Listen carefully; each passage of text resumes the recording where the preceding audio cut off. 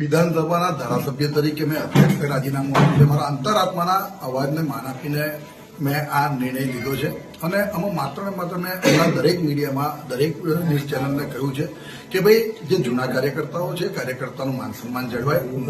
દરેક નિર્ણય પાર્ટીના આવકાર્ય છે, પણ સાથે સાથે આપણી પાર્ટી કેડર પાર્ટી અને શિસ્તબદ્ધ પાર્ટી એની અંદર જૂના કાર્યકર્તાઓને પણ જોડે સાથે રાખીને સંકલન કરીને એમનું માન સન્માન જળવાય એ રીતે જ નિર્ણય પાર્ટી લે એ મારી વાત પહેલેથી હતી. મેં બધા જ અમારા મૂડીઓ સાથે વારંવાર આ વસ્તુ મેં કહી પણ છે, પણ મને એવું લાગ્યું કે અત્યારે કદાચ એ વાત એમના ધ્યાન સુધી નહીં પહોંચી હોય અને મને પોતાને મેં મારી આ લોકસભાની ચૂંટણી સુધીનો સંયમ રાખવાની બહુ જ પ્રયત્ન કર્યો, પણ મારાથી ના રહ્યો એટલે મેં આ નિર્ણય લીધો છે. મારી સાવલી વિધાનસભા ક્ષેત્રના તમામ મતદાતાઓ અને નાગરિકોનો હું હૃદયથી આભાર માનું છું કે એક ત્રીજી ટર્મ પણ મને એમનું પ્રતિનિધિત્વ કરવાનો મોકો આપ્યો.